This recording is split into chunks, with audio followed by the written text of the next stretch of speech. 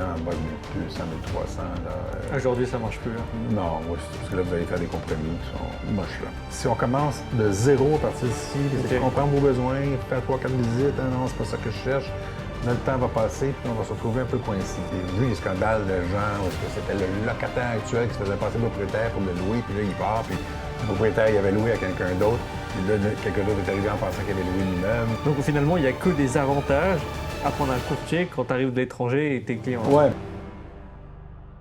Du point de vue locatif, ce serait combien le coût d'une prestation chez vous? Soit le vendeur ou le propriétaire locataire qui paye la prestation. Donc, dans le fond, quelqu'un qui arrive ici, qui fait affaire à nos services, va faire quelque chose qui ressemble à un demi-mois de loyer, le courtier qui va vous aider à amener du bail initial. Okay. Donc, si quelqu'un loue sur 3 ans, bon, 3,5 de loyer. Donc, c'est le genre de montant qui est proposé par le propriétaire pour la rémunération. Donc, c'est le propriétaire qui paye son courtier pour avoir mis la fiche en ligne et tout ça, et le représenter, le conseiller, et offre l'autre moitié de la rémunération. Donc, la rémunération est partagée en deux. Et l'autre moitié est donnée au courtier qui aide le client à trouver son logement. Mais on peut, si quelqu'un nous dit « Mais moi, je veux aussi regarder les logements sur Facebook, Marketplace », le locataire peut prendre une entente avec un courtier ici et dire « Moi, je vais te donner ce montant-là, moi, je vais le payer de ma poche. Si tu m'aides à faire le même processus, mais avec des propriétés qui ne sont pas inscrites. On peut le faire aussi. On peut agir comme consultant de cette façon-là. OK, excellent. Mais normalement, c'est gratuit de la part du client qui arrive, à moins qu'on travaille sur un dossier dont la fiche n'est pas publiée. C'est ça, sur le site, par exemple, Centris ou ailleurs. Oui, c'est ça. Absolument. OK. Donc, finalement, il n'y a que des avantages à prendre un courtier quand tu arrives de l'étranger et tes clients. Oui, parce que surtout pour tout ce qui est listé sur Centris, le frais est payé par le locataire ou le propriétaire, vendeur. Honnêtement, il faut prendre un courtier quand tu arrives, surtout si tu ne connais pas. Imaginez, là, vous tombez dans une arnaque, là, vous arrivez avec vos affaires, puis tout le long, vous ne parliez pas au vrai propriétaire. Et vu les scandales de gens, où est-ce que c'était le locataire actuel qui se faisait passer propriétaire pour le louer, puis là, il part, puis le propriétaire, il avait loué à quelqu'un d'autre. Puis là, quelqu'un d'autre est arrivé en pensant qu'il avait loué l'immeuble. Ça fait beaucoup de problèmes alors que la solution est tellement simple. C'est gratuit en plus. Enfin, gratuit pour le client. Ouais, exactement. Donc, faut juste y aller là. Et lorsqu'on arrive à Montréal pour une location, ce serait quoi le budget à prévoir, une tranche? Bien, si vous êtes étudiant, là, je vous dirais à partir de 1200, 1300, vous commencez à trouver un peu. Une famille, il faut quasiment voir une famille de 4, mettons. Il faut prévoir 2000 et plus, là, je pense. Maintenant, si quelqu'un a moins de budget, c'est de prendre les stations, les lignes de métro, puis de prendre les REM, par exemple, puis de suivre les stations en s'éloignant de Montréal. Là, on peut trouver qu'un petit appartement 5,5 va être sur le plateau. Bien, on va trouver une petite maison à 2 montagnes, par exemple, qui est sur la rive nord. Alors, si quelqu'un veut une petite maison, de la tranquillité et tout ça, mais là, il va être loin des restos puis des bars, puis tout ça. Mais au moins, s'il a accès au REM, en 20 minutes, va pouvoir rentrer en ville puis en profiter. Donc, il y a moyen de s'organiser. On a une offre de transport en commun qui est plutôt bonne. Mais si, par contre, vous êtes sur les grandes lignes comme les métros et le REM, là, il y a moyen de s'éloigner puis trouver quelque chose de bien. Mais pour une famille en bas de 2000, dans les affaires comme Plateau, Viré, tout ça, oubliez ça. Puis pour un étudiant en bas de 1200, 1300, là... Aujourd'hui, ça marche plus, là. Non, parce que là, vous allez faire des compromis qui sont moches, là. Oui, absolument. Surtout qu'en plus, un studio, ça commencerait autour de 1200 $. À peu près, à moins que vous retrouviez dans des demi-sous-sols avec beaucoup d'humidité puis des voisins qui sont pas nécessairement humains, là. Mais c'était pas ça que personne non, ça marche veut, pas, là. Faut pouvoir vivre ici, quand même. C'est ça, exactement, là. Donc, si on veut une belle qualité de vie, puis tout ça, là, il faut prévoir un peu plus. Bien sûr. C'est faisable à trouver. Mais encore là, il faut se prendre par la dernière minute, d'avance. Donc, si vous avez un projet, là, prenez-vous 6 mois d'avance, commencez. Oui.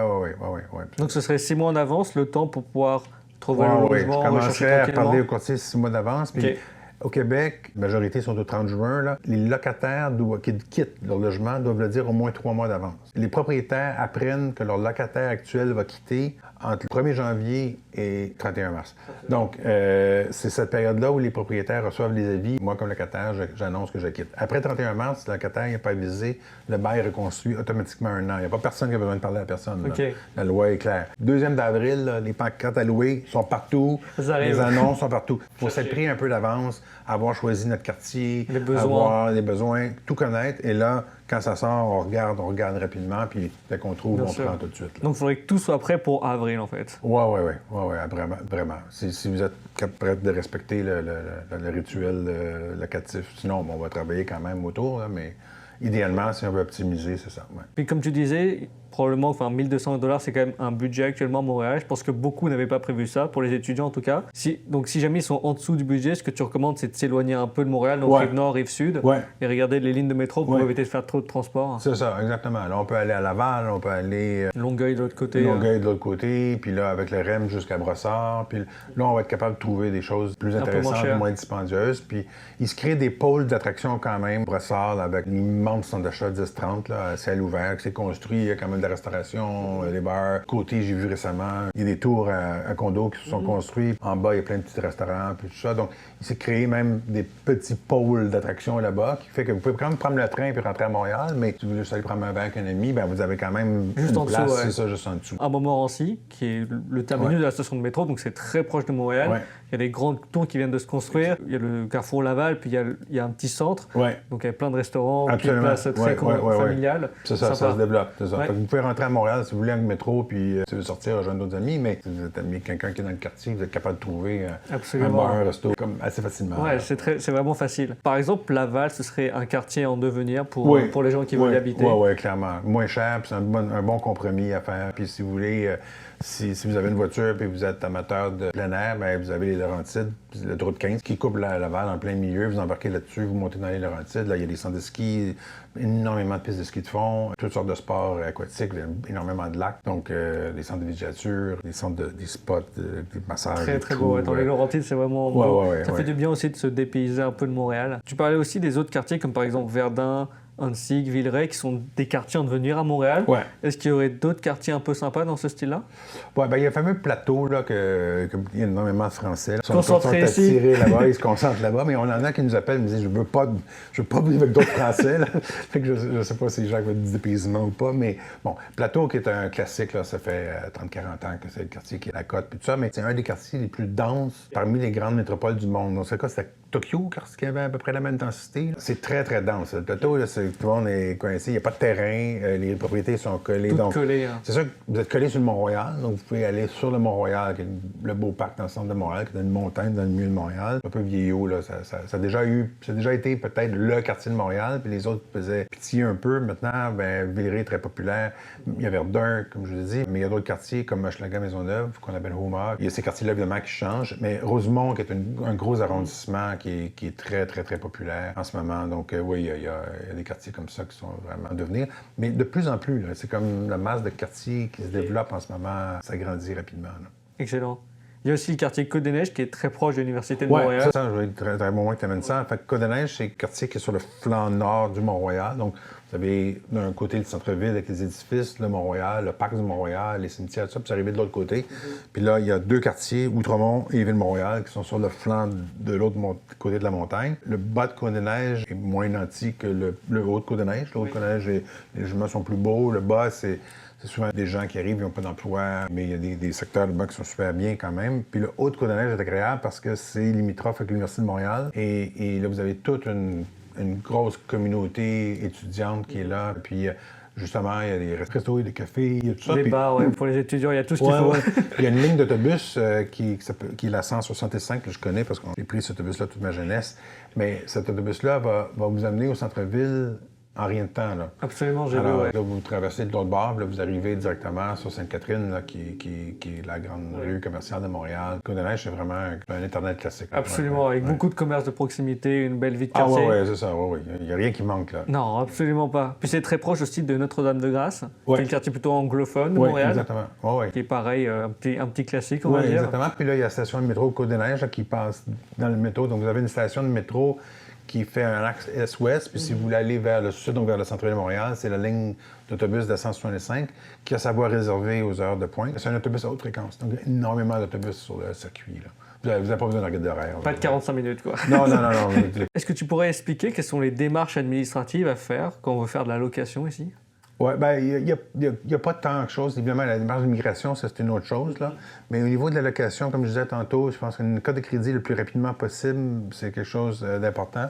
Après ça, les promesses de location, le bail, ce sont tous des documents qui sont préfaites. Là. Donc, les propriétaires ne peuvent pas inventer un document. Je vous dirais que peut-être une affaire qu'on a trouvée qui était difficile, c'est que certaines banques françaises ont envoyé des transferts au Canada. Ça a été très compliqué. Et là, on a eu des propriétaires où est-ce que, qui attendaient, OK, ben je fais un entente, tu me donnes 2 mois de loyer, merci, j'accepte ton offre de location, fais-moi le transfert. Puis là, une semaine et demie plus tard, aucune nouvelle de quoi que ce soit.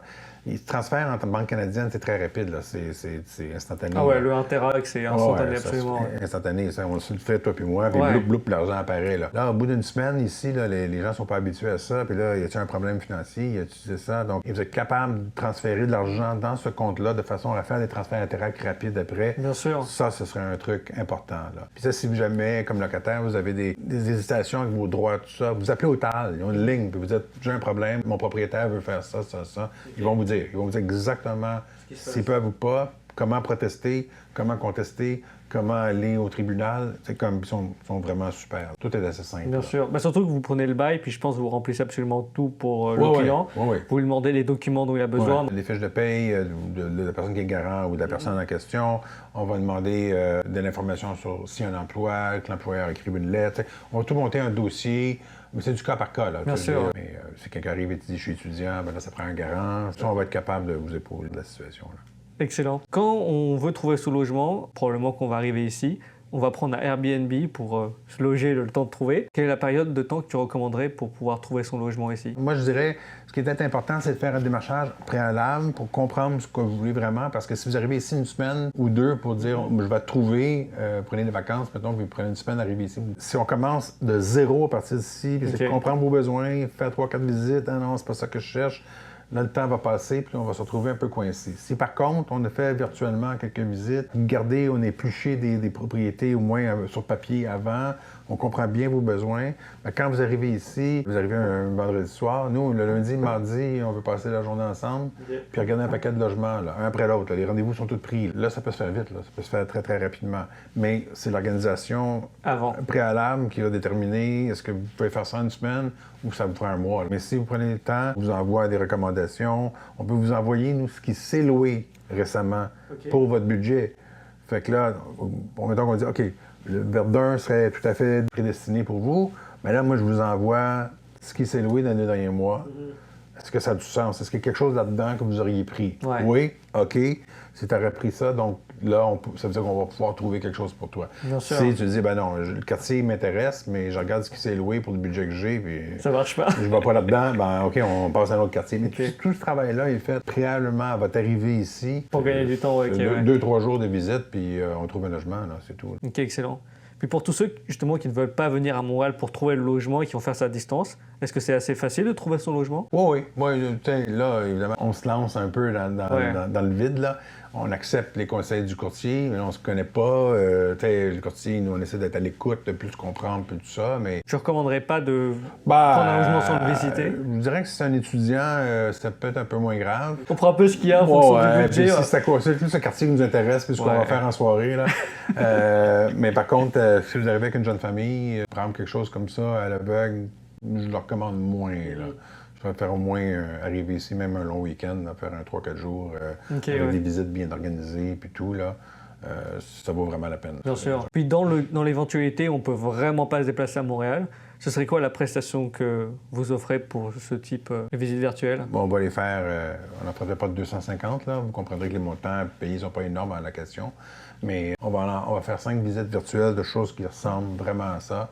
Puis en espérant que ça fonctionne. Et ça peut fonctionner. Là. Excellent. Surtout si on va dans le logement plus neuf. Là, c'est plus facile. Quand c'est dans le vieux, des fois, c'est un petit peu difficile de comprendre les planchers craquent, ici, là, ça, le bruit du voisin. Mais quand on a un immeuble de béton, plancher de béton, c'est plus facile, moins de risque. Puis le courtier, là, il va avoir des questions. On connaît notre marché, notre milieu. L'autre courtier qui représente le locataire est présent aussi. Ou des fois, même les locataires actuels sont présents. Fait qu'on peut poser des questions. Fait que, bien sûr. Oui, absolument. Ça se fait très bien. Donc la première partie de cette vidéo vient de se terminer. Si tu en veux savoir plus sur l'achat, la vidéo va être disponible juste ici un peu plus tard.